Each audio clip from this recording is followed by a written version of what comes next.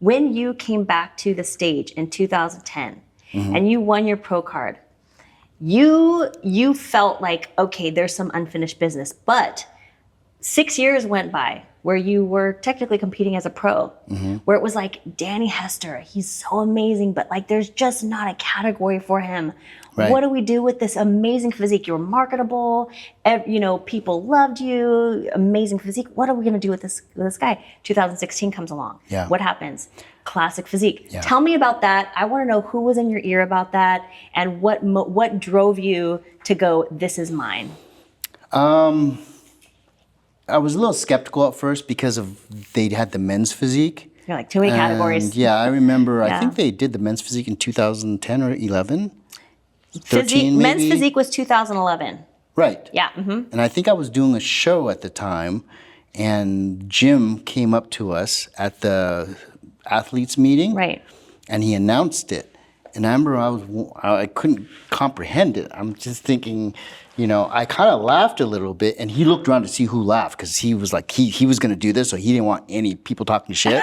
And I was like, oh, he's serious about this. Yeah. I remember I was like, whoa. He is serious. I'm glad I did it like on the download laugh because I'm like trying to hide. I saw how mad he got.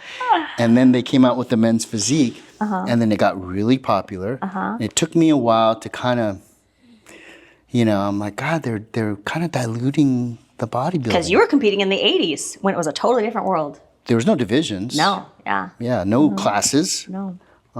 Even in bodybuilding. And so the thing is that I would have been just happy to a certain degree if there was no divisions and I was a bodybuilder and I was a pro. Because as a pro, the pro shows, you didn't have to qualify to a pro show. You can just walk. So they had guys that shouldn't even be on stage in the pros, even in the 80s. They were in great shape, but maybe not proportionate, even tiny guys. But back then, if you were good, no matter how small you were, you had Flavio. I don't know if you remember him. I do. He was like 4'5". Oh, Flavio. Oh, yeah. He beat Lou Ferrigno. I remember the Flavio and Lou Ferrigno duel-off was iconic. So the judging was judged based on the quality of the overall package, not how big you were. Yeah. And when I kind of dropped out is when I wasn't getting as much work being marketable because they were going for the freaks. Right. Like you had to be over 290 to even get a contract or recognition. Right. And so when they announced the Classic Physique, excuse me, when they did the men's physique, I was like, and it got really popular. But then the physiques were getting better. Yeah. That's one thing. And they started getting because you probably would have done well in that division too. Well, the physiques were getting better where I was like, yeah. Okay, this is not like some swimsuit model now. Yeah, because Jeremy Buendia was coming out and you were like, I could do this. Yeah. And they were getting, the upper bodies are actually looking good. Yeah, for sure. And so for me, I was like thinking about it. And I remember my friend Stan McQuay was a pro bodybuilder. He actually did the 202s. He was the first to win the 202s. And then they had the 212s and got rid of the 202s. And I looked at him and I'm like, I'll do it if you do it. The board shorts. Yeah. Right? Men's physique.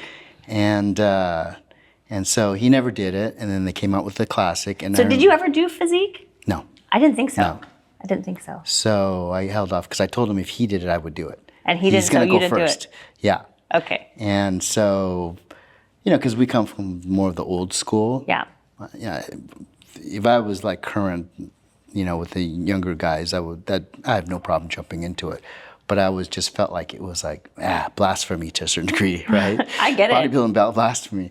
But the physiques got better. So then I started thinking, okay, maybe I can't beat these guys if I'm covered up halfway, because some of the upper bodies are looking good. And then, so Stan never did it, because I said, if you do it, I'll jump in. He never did. And then they came out with Classic, and then he did that. And I'm like, okay, I'm in. And I remember Robin, the promoter of the Olympia at the time, when they first were announcing it, he came to me and says, Danny, you should probably, because he knows how kind of lackadaisical I am with my training. I kind of train when I want, I jump around. I'm not super serious. I don't carry my Tupperware of food around, but I know what I need to do.